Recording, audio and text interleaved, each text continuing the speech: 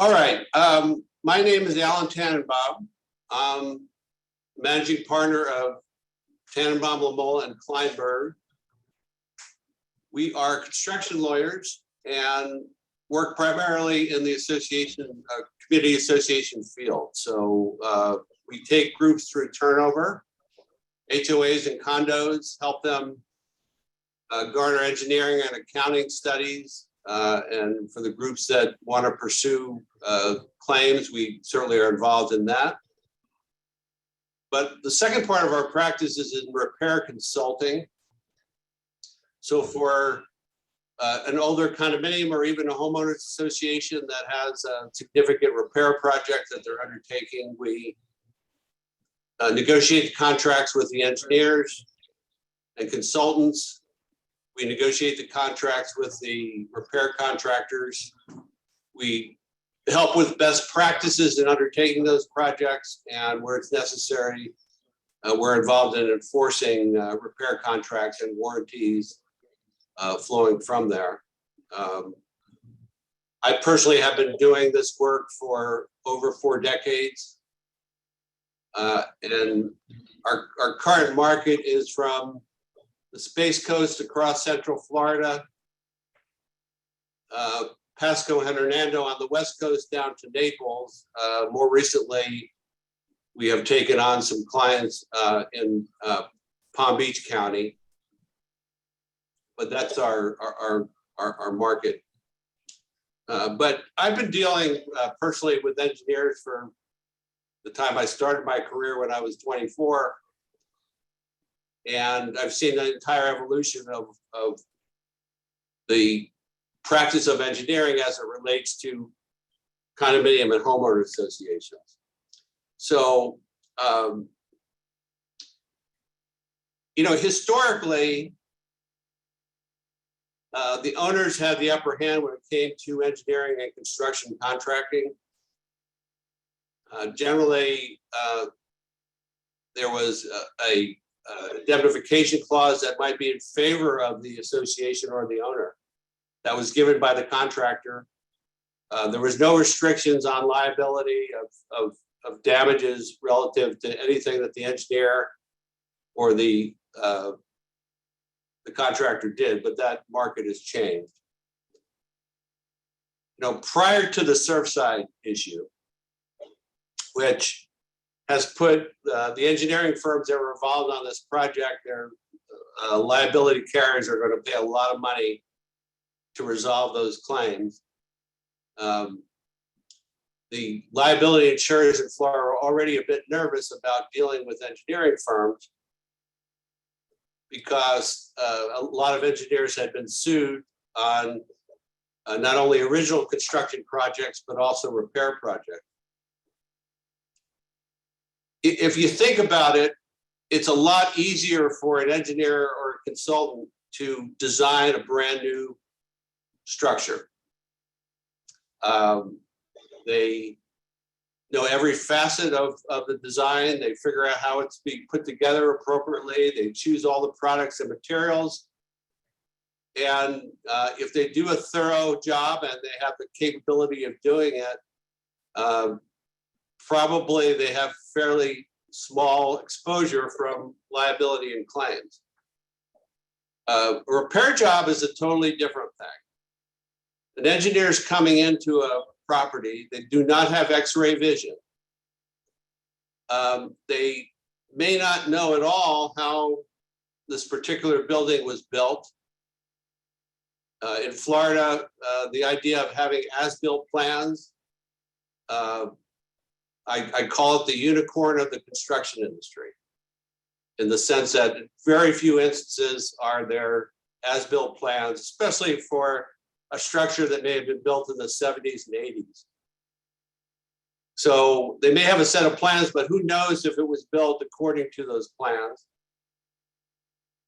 And then the engineer has got to figure out, based upon some visual examination, maybe some destructive testing, how to design a repair for this older structure, and with all the details and materials and products and so forth. They are messy jobs. They are difficult jobs. They are jobs that sometimes exceed the expertise of the contractors who are taking on the contracts. And it opens up a great field of liability for engineers in undertaking those jobs. There are also some significant damage exposure if in fact the engineer doesn't do an appropriate job. In Champlain Towers, the engineers were really investigating it. Some of them recommended some repair protocols, but really the major repair job hadn't been attempted yet. And yet, when the buildings went down, the engineers, any engineer who had touched that property has been sued.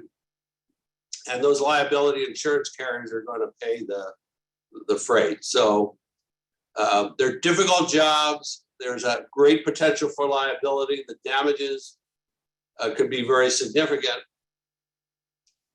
The other thing with dealing, especially with condos, is they're not necessarily the easiest client to deal with. If a engineer is working for a sophisticated developer, they usually have an understanding of the construction process, construction costs, the construction processes. But you could have an engineer who's being hired by a condo association where it's obviously a volunteer board. They may have no expertise in construction. And it's just a more difficult owner to perform work for. So they're dealing with that.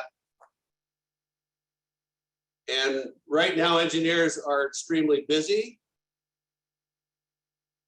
We've had engineers quote jobs that indicate they can't even come out to the property for 6 months. Any engineer these days, and we do a lot of them, who is promising a report by a date certain, we have very little current confidence that that promised date is going to be met based upon the current circumstances. So the busier they are, the more potential there are for mistakes.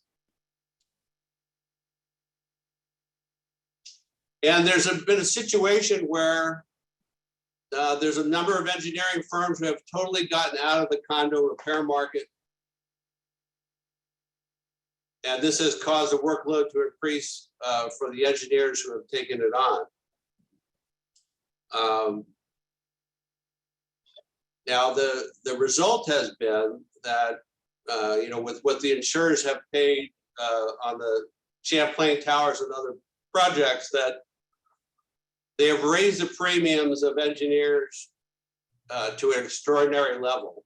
I was talking with an engineer for $1 million liability policy. The premium is $200,000. The deductible per claim is $100,000. That's 300. So it's extraordinarily expensive for the engineer these days. The carriers have really increased their the cost of getting their coverage. Again, chasing some engineers out of that field. So you might have an engineer say, look, I'll be happy to do an inspection for you. I'll do an inspection report. I will recommend certain things, but I'm not going to be the one to seal any kind of repair drawings at this juncture. Or I'll stay within the field of testifying in cases, but I'm not going to do repair design anymore. So when we go out into the marketplace for associations and try to locate the firms that are willing to do this work, willing to pay the insurance premiums to do the work, we have a field of engineers that is decreasing as time goes on. So what's been the result? The result is that the insurance companies have communicated to the engineering firms that there are ways that you can prepare your contracts and agreements to limit your liability, and otherwise protect us as your insurer. And we're now seeing engineering contracts coming in with standard conditions that are very detrimental to owners and associations. And we're going to highlight those today. And I'm going to turn the program over to my partner, John Lamole, and our associate, Brian Tannenbaum, to talk about some of the most deleterious aspects of engineering contracts that we have seen in the last couple of years pop up that have to be seriously considered by associates. So, John, take it away. All right, thank you. Good morning, everybody. So the name of this presentation, or at least the part of the name of this presentation, is "The Devil is Indeed in the Details." When we say the devil is in the details, what we mean is one of the most overlooked parts of an engineer's contract is the general provisions, sometimes called the general conditions, but typically general provisions. If you've ever seen a typical engineer's contract, you'll know what I mean when I say that many of our clients, many community association managers, boards, the folks that are looking at these contracts view this section as boilerplate. They may view it as non-negotiable, legalese, and yet these may be some of the most important provisions to look at and to try to adjust to an association's benefit. And why do I say that? Well, let's start from the fundamental proposition that at its base, a contract, any contract, is a risk allocation agreement. If and when things go wrong, who is responsible? And many clients, however, view the contract solely for the purpose of determining the work to be done, the price to be paid. And so we're all focused on, well, what is the engineer going to do? What is it going to cost us?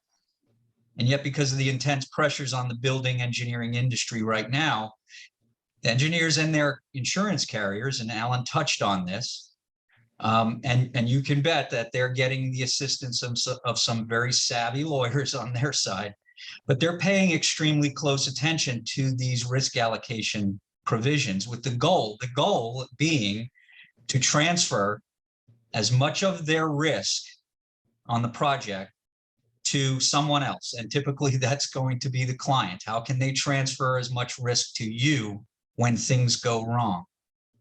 So don't let that happen. And these are sophisticated provisions sometimes that require close legal analysis, but they're important. So what we're going to take a few minutes to look at here is some of the typical ways that engineers have recently been attempting to use creative language in their general provisions to transfer more risk to their client. We're going to show you some provisions that we've seen in some contracts, talk about them. So with the hope that when you get an engineering contract, when you see this type of language, that's probably a good trigger for you in your mind to say, I need to get somebody to take a look at this, because this is pretty important and critical stuff. So we're going to start with limitations of liability clauses. Whoever's running the PowerPoint, Brian or Michelle, I can't remember. Could you go to slide 8, please? All right. So a limitation of liability is probably the easiest thing to see. The easiest thing to, like, when you see it, you'll kind of know it. So let's take a look at the second part of this slide, the second full paragraph under limitations of liability.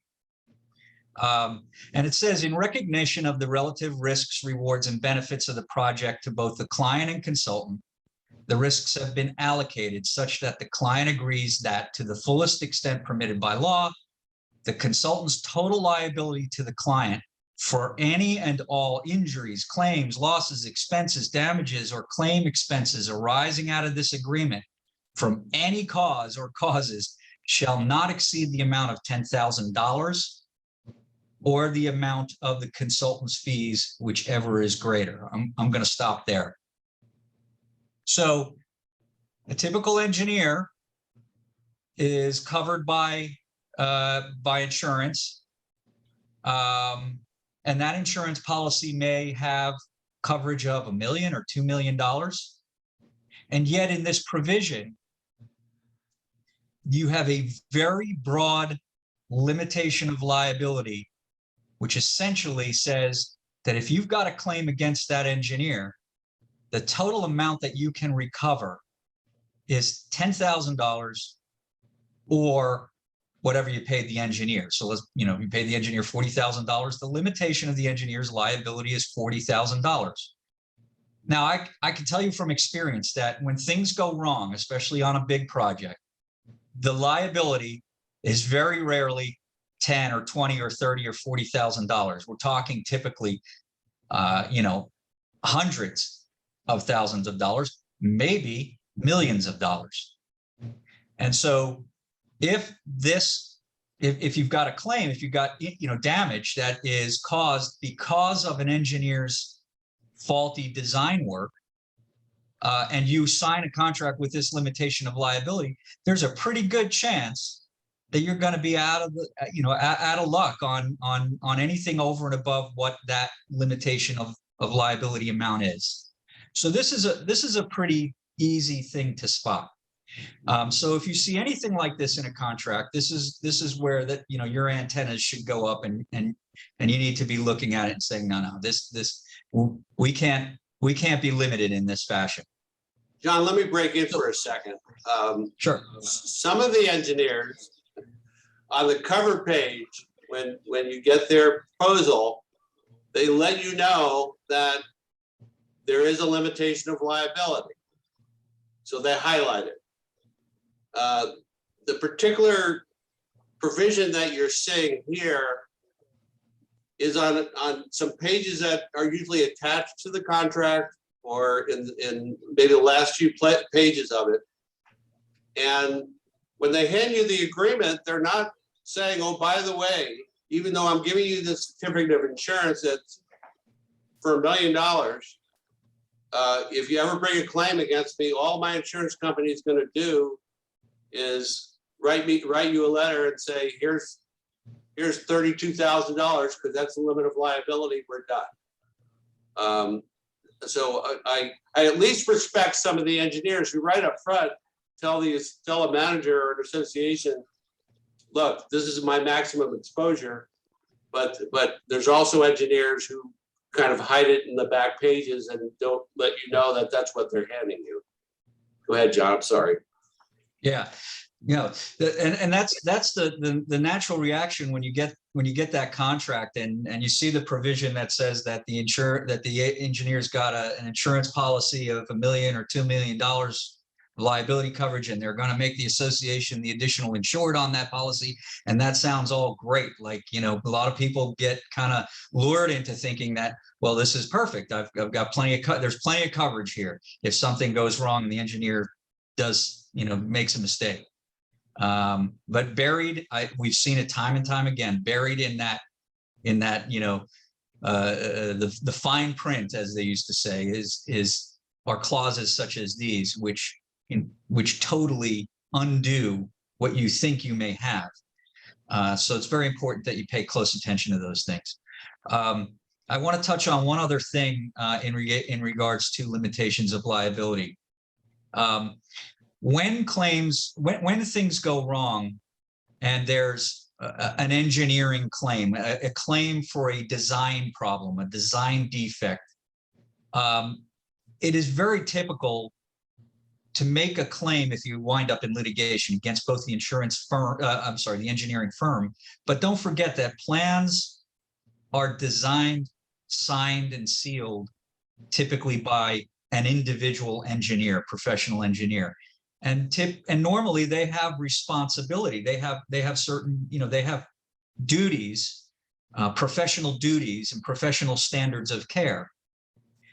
So one thing that you may see, and this is allowed under a statute in Florida statute 558.035, if you want to look it up. There are ways that engineering company can potentially limit the individual engineer's own exposure personally for their professional malpractice. There's some very There's some very strict things that have to happen in that agreement. There has to be boldface, all capitals, 5 points bigger than the rest of the language, saying in the contract, saying that the individual engineer is not liable. So pay close attention to that, because here's what happens. Here's why that's important. You may sue an engineering firm. You may reach the, on a very large claim, you may reach the limits of their liability. You may get an excess judgment over and above what the insurance coverage is.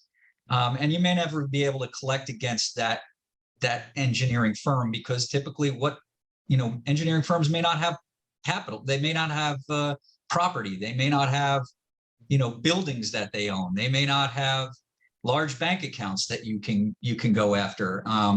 And so that's why it's important to try and also keep in the mix, so to speak, the individual engineer, because they're the ones that are making the decisions, designing the plans, signing and sealing the plans. So that's another area that you should pay close attention to. All right. So limitations of liability being the first thing. The second area where we typically see engineering firms and their insurance carriers try to adjust risk are in very craftily worded indemnification clauses. So what is an indemnification? An indemnification is where one party contractually obligates itself to cover damages, costs, claims, defense costs, attorney's fees. It can be any number of things or all of them assessed to another party. It may include the duty to defend the indemnified party if a claim is brought against the indemnified party. So damages and attorney's fees and costs and litigation costs, they're all at stake here. Let's go to, Brian, go to slide 5, please. And then we'll come back to this one. So you may get an engineering contract with a very, very long paragraph under the heading of indemnification. And folks, I'll tell you, sometimes I read them and I glaze over. So I can understand if you're reading them. They are long, they're confusing, they're full of a lot of legal terms. Okay, but here's some things that are easy to spot and you should be on the lookout for. So taking that first paragraph, which is an indemnification provision in an actual engineering contract that we've reviewed. The engineer shall indemnify and hold harmless the client, meaning the association in most cases. And I'm going to skip here in the interest of time. Against any and all claims, damages, losses, and expenses to the extent they are caused by the negligent acts, errors, omissions of the engineer and its employees in the performance of its services under this agreement. Okay, we're good so far, right? The engineer is saying, look, if we screw up and you get sued, our design causes somebody to be injured on the project, or a pedestrian to be injured because we didn't design safety measures correctly, we're going to indemnify you, association. Okay, we like that. Here's where it gets a little tricky. The next section, the client shall indemnify and hold harmless the engineer from and against any and all claims, damage, losses, and expenses arising out of or resulting from the performance of the services, provided that any such claims, damage, loss, or expense is caused in whole or in part by the negligent act or omission and or strict liability of the client, meaning the association, anyone directly or indirectly employed by the client, contractor. So here's what that means. That means if, even though the engineer may be partly liable, if the association is partly liable, if the contractor is partly liable, that triggers the association's duty to provide complete, full indemnification, including perhaps attorney's fees and defense costs to that engineer. We don't like that. That is not a very good provision for the association to agree to. And so you should be on the lookout for something like that, where the indemnification is not reciprocal, where one party is being asked to do more, and typically the association is being asked to do more than the other side is being asked. John, Yeah. John, you may have glossed over something there, though, because if you look at the first section that you quoted, you see where it says they're subject to the risk allocation provisions. So even though the engineer here, for their own negligence, is indemnifying the association, the limit in this contract is going to be, let's say that there was a $10,000 limit of liability, that indemnification is also limited by the same limit. So they stuck that subject to the risk allocation provisions in here.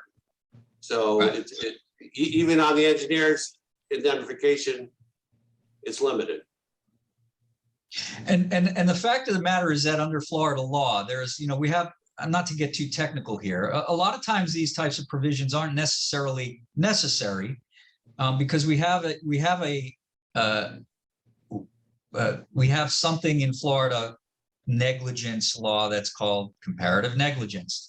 And basically that allows the fault to be apportioned among and between all of the parties at fault.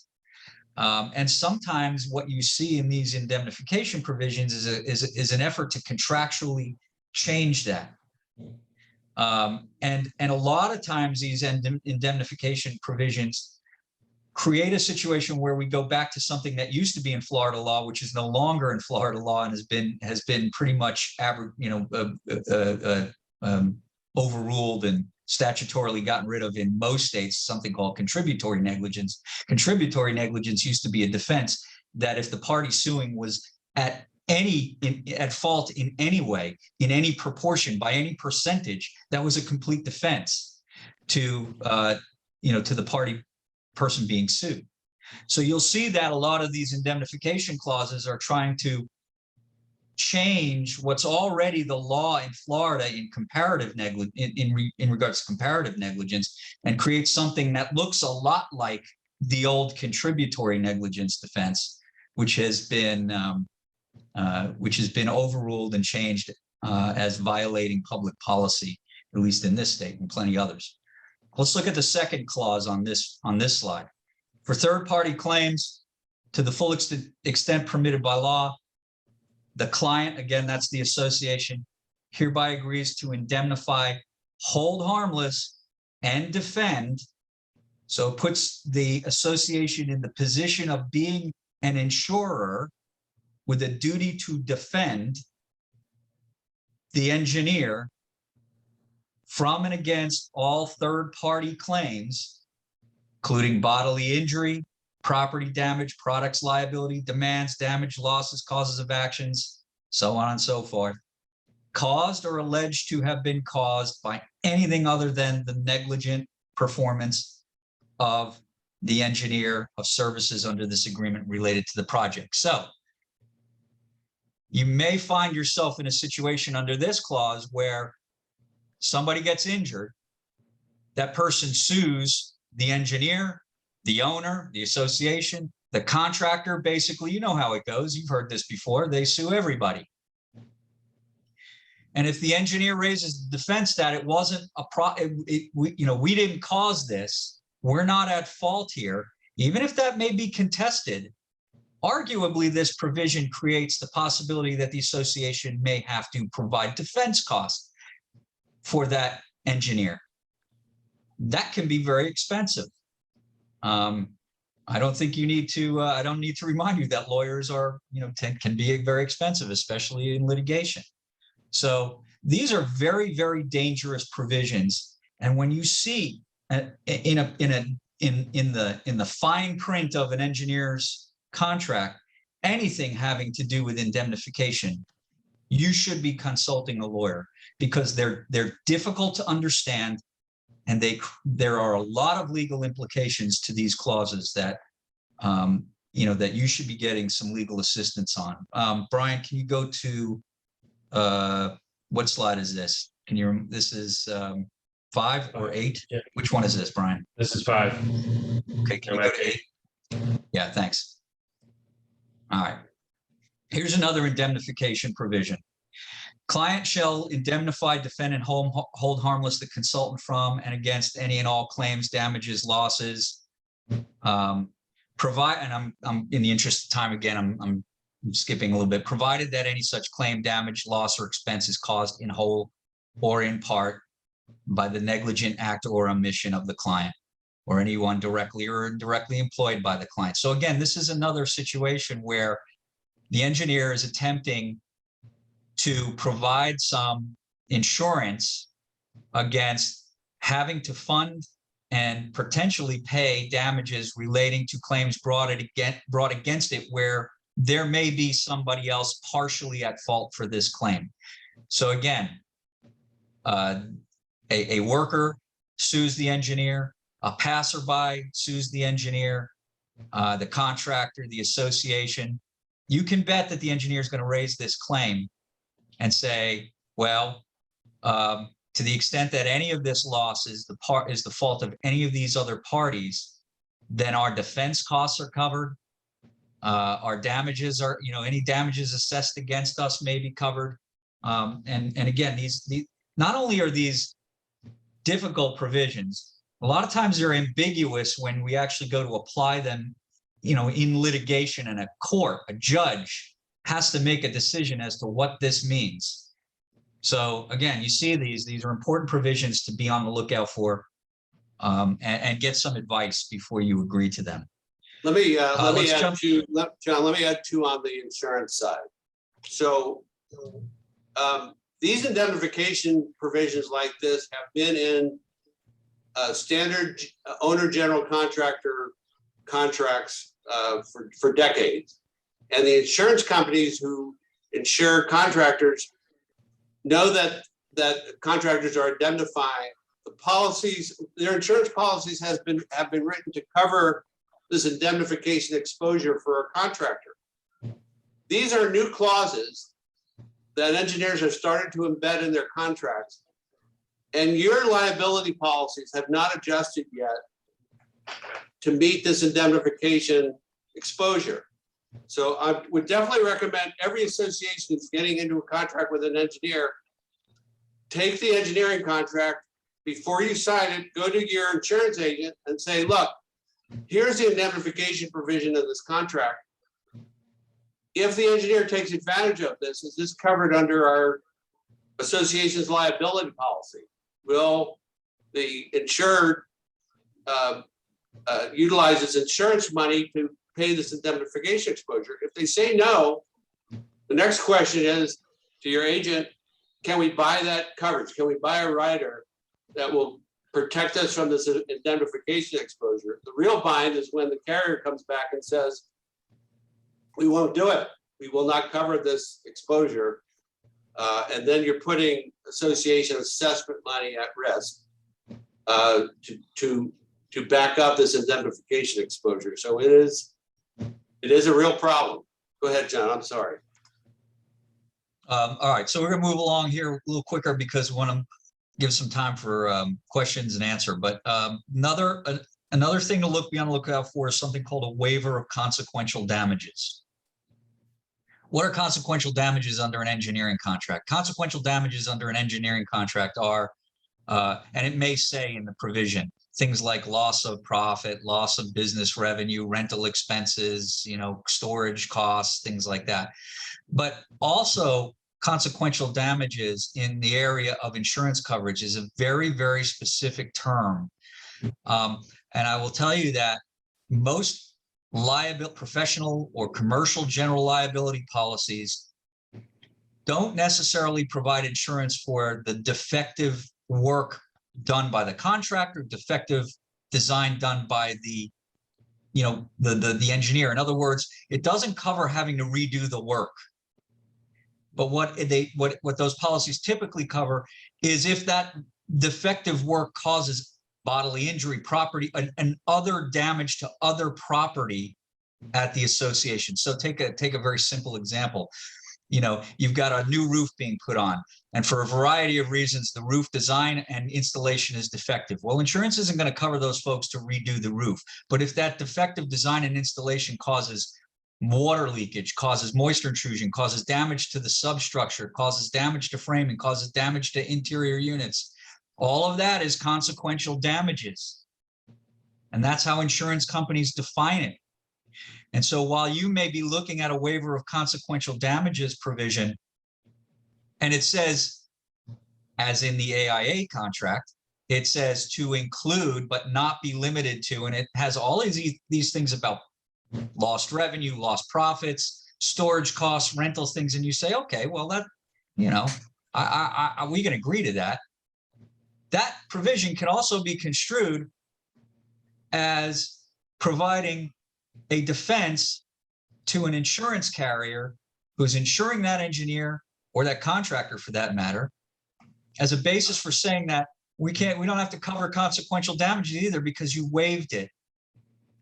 So when you see a waiver of consequential damages, even if it has a list of things that don't look that, onerous, you need to pay really close attention to that because of the way that the law defines consequential damages and the way that insurance carriers and policies typically define consequential damages. The last thing John, I'm going to talk about. Let's move through assumption of risk really quickly, John. Yeah, assumption of risk. Assumption of risk is similar to limits of liability. If you look at slide 6, you'll see that it's a very similar type of limit of liability clause. And to look at it real quickly, but the client assumes the risk.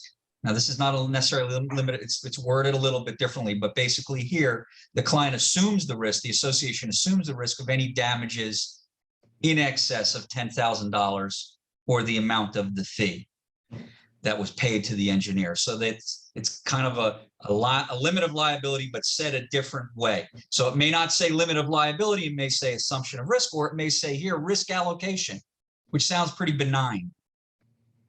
But you need, anytime you see that risk allocation, you need to pay attention to it. Okay, so those are 4 key areas or things that you'll see in these contracts. Now I'm going to flip it over to Brian. Brian's going to talk about a couple of other areas where you should have bells ringing when you see them in these contracts and get some legal analysis on them. Right. So good morning. Some common clauses in these contracts that are a little bit more simple. Brian, we're not hearing you very well. I hear him fine, John. I'll talk loudly anyways. So the first thing is reduce statutes of limitation. So under Florida statute 9511, there's a 4-year statute of limitations for negligence claims or claims based on a contract. A lot of these engineers will stick into their contracts a reduction of that statute of limitations that's not based upon any sort of reasoning or method. It's really just a way to shorten the time for an association to discover any type of defect. So the statute of limitations starts running as soon as that damage or negligent act was discovered. But under this clause that they've been sticking in these contracts, if you don't discover that within 2 years, or if you don't bring a claim within 2 years, your claim is barred. So what the problem is you now have basically 2 years to go speak to an attorney to discuss these claims. And if an attorney doesn't see that 2-year statute of limitations has been altered in the contract, they may be expecting a 4-year statute of limitations for these claims, and you may miss the statute of limitations deadline and your claim may be barred. So it's very important to pay attention to any limitations periods that they put into these contracts. Another issue that comes up a lot is arbitration and no prevailing party attorney's fees. So most of these contracts that are not in arbitration contain prevailing party attorney's fees, but some of them don't. But what a lot of them include are very, very narrow arbitration clauses that require sometimes just an arbitration paid for by the association. Sometimes the arbitration is split between the parties. Usually they have to follow the American Arbitration Association rules. What that removes is the association's right to take it to court and have a trial by by jury. They have limited discovery involved in arbitration. You don't get to use the rules of civil procedure. You also may have an arbitrator, and you most likely will have an arbitrator who is in the construction industry, is in the engineering industry, and is not necessarily a person who lives in your area, who is a homeowner, who is a condo owner, who lives in an HOA, who has any sort of sympathy for an association. So we always prefer that these claims are resolved in circuit court because you have that opportunity to present it to a jury of your peers. Another thing with arbitration is that they are, for the most part, non-appealable. So the arbitrator's decision is the decision, and that's what you get. So there's no way to appeal up to a higher court if the arbitrator makes a improper decision based on an improper interpretation of the law or an improper interpretation of the contract. The last thing I'm going to talk about is the venue clauses. So most of these contracts that allow for circuit court claims have a venue in the contract. And you'd expect that if, for instance, a contract or a job was performed in Lee County, that the venue for the lawsuit would be in Lee County.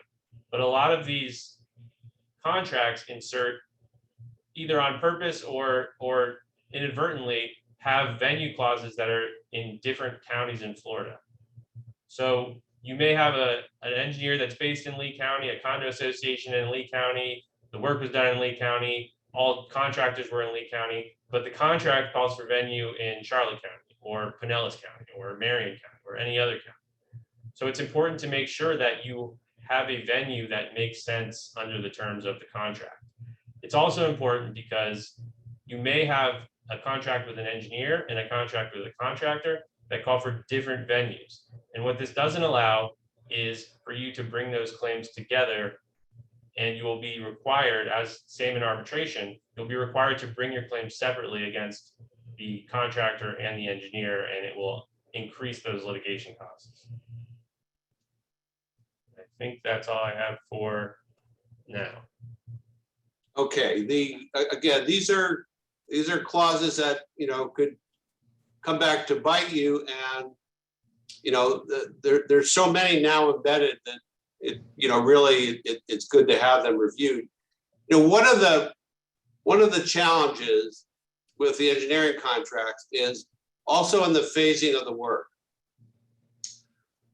You might hire an engineer to do an investigation, but within that contract, they talk about stage 2 of their work may be to draw a set of contract documents, and stage 3 may be contract administration. So you signed a contract 2 years ago, and now you've asked the engineer to do this project manual, but you don't remember that this contract that was signed a year or two ago that was really for the purpose of investigation, those provisions now bind the association as you go into the next phase, which is the project manual. So the liability of an engineer for inspection is usually not that great, but so you might sign one contract then, but before the project manual is created, go back, managers, and look at that contract, pull it out and say, okay, what did it have in it that the association may have signed? That's the time to negotiate a new contract before the engineer gets the work to actually do the project manual. So here's a sequence. I think if we haven't frightened you enough during the progress of this session about what engineers are doing in their contracts, call me, I'll frighten you more. But the key is tomorrow, if an engineering agreement is put in front of you, or a consulting agreement, look carefully at the terms. You can contact a lawyer like our firm to tell you what is deleterious in there. Most of the engineers will negotiate. They will change their limitation of liability from $10,000 maybe to the policy limits. Sometimes they will remove the indemnification clauses. They will clear up the venue problems, all the things that we have occurred on a daily basis. We're negotiating with engineers to correct these issues. What's difficult is after they've already done their project manual and you're about to go into, because a lot of times that's when we get a request from the association to look at the general contract, the proposed general contract. A bidder has been accepted for the work. You know, would you please look at the general contract? And we say almost invariably, yes, but let us also see the contract that you have with your engineer. And that's when we usually find these things. A little bit late because engineers are very reticent to say, okay, we'll agree to alter our contract, but not to apply the work that we've already done. We'll agree for the contract administration portion of the contract to alter it, which is a little bit late in the process. Again, the major liability is going to be during the design phase. What's in that project manual, where it fell short, where it falls short in the design. And that's the most important part, to have an appropriate contract for it. It may already be too late. So the message out to managers is when any kind of engineering agreement comes in front of you, that's the time to review it. If you happen to have an existing contract where all the engineer has done so far is the investigatory work, they haven't done the project manual yet. Before they do the project manual, look at the contract, and that's the time to negotiate a different contract for the remainder of the work, which is certainly possible at that point. But call us up. You know, we're open. Anytime you get a contract and you just want to send it to us as a manager and say, you know, give me the talking points to my board as to why we shouldn't sign this agreement like it is, or they shouldn't. We're happy to do that, and I'll do that gratis for every manager out there. Anyway, solutions, John. Tell us what the solution to these issues are besides having a good construction lawyer review the contract. What can be done on a broader basis, industry-wise, to mitigate against this problem? Right. Well, you know, as Alan said, and just to reiterate it real quickly, some of these are negotiable, and we've had some success negotiating them. But when you can't renegotiate them, you know, there's some other things that perhaps you can look at. And more importantly, maybe there are some things that if enough people put pressure on engineers and even legislators, maybe you know, there'll be some creative ways of dealing with some of these issues. But you know, look, engineers price their work based upon, you know, their risks. And so if they have these broad indemnification clauses and limits of liability, that may be, you know, a part of what goes into their calculation of how they're pricing the work that they're, you know, planning on doing for your project. And so if you can't change the risk allocation, one possibility is to change the pricing. And I know nobody likes to think about paying more, but it may be worth it to pay a little bit more to the engineer in order to induce them and their carriers to alter that risk allocation. And it's a downstream thing. You pay the engineer more, the engineer may, you know, get some additional coverage for that project or expanded coverage for that project. So they'll have to pay a little bit of an extra premium for it, but that's one option. The other is, you know, related to the premium part of this, per project premiums paid by associations for enhanced coverage. So, you know, creatively, you may go bring the engineer's carrier into the conversation. And is there a way that, you know, we can perhaps cover that difference in premium as a way of inducing the carrier, the engineer, to be more comfortable with a different risk allocation on the project? And then there's a third option, which we've not found yet, but if enough people pursue it, maybe it will be created. And that is through the creation of some, you know, novel insurance coverages. And one of the things that we've been talking to a lot of insurance agents, brokers, is whether or not there's coverage that an association can buy that would cover the association's risk under these allocation provisions that put more risk on the association. So it's almost like gap insurance. Some of you may be familiar with gap insurance with, with autos. You have a period of time where you've got to provide some additional insurance from when you buy the car and you actually take delivery of the car or whatever. But we've gone to some insurance producers to see whether there's a product like that. So far, we haven't found it, but the insurance industry is always looking for ways to make money. And if they can come up with a way of creating a policy, you may soon see that there are coverages that the association can buy. If you can't get the engineer to readjust those indemnification provisions, those limits of liability provisions, those assumption of risk provisions, well, at the last resort, maybe there's some insurance that the association can buy to cover that additional liability or risk that the association faces. So, John, we have reached out to the insurance industry, and they're not knocking down our doors saying those policies currently exist. It's a matter of advocacy by the community association industry to fill that gap. Years ago, there was a $12 million repair project we were involved in. The engineer had $1 million of coverage.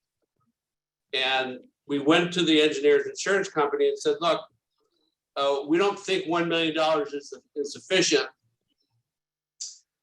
Can we buy up the coverage? So what we did is we negotiated a $14,000 premium on the project to raise the engineer's limits of liability to $5 million. And the association paid the premium, and on a $12 million job, at least had $5 million of professional liability coverage for the engineer. Now, again, in today's market, that's much more difficult because they're all running for the hills on all insurance coverage in Florida. But we're gonna certainly keep pressing for them. John, I don't know if you were concluded, but we should leave a couple minutes for some questions that I see have come up. Yeah. So I have a question from Neil. Should associations have attorney review liability carriers policy limitations on this? Absolutely. But I will throw it back on the agents. There are some, if you have a very good insurance agent, it's really their first line obligation to go back, question their own insurer about what the coverages are. I asked the question about the indemnification of whether that's covered. That's part of what an agent gets paid. The service that they're to provide is be the conduit between the insured and the carrier, make sure that these risks are covered. Once they come up with a solution, we certainly are there to review it, but your agent really has the front line responsibility. And get them to indicate in writing that yes, this policy now does cover this risk, and pin that down. Let me see. There's a question. All right, asking if there's an AIA form agreement. The owner architect agreement, let's say under the AIA, is not a bad form. It historically did not have these limitation of liability clauses in it. These are recently added industry requirements. Frankly, I don't think an owner-engineer agreement needs to say much. Here's the service we're providing. Here's the charges that we're making. The standard of care is already set by state statute of what an engineer standard of care is in Florida. And when I see a one-page contract, as I sometimes see from an engineer, here's my rates, here's the cost, here's what I'll do.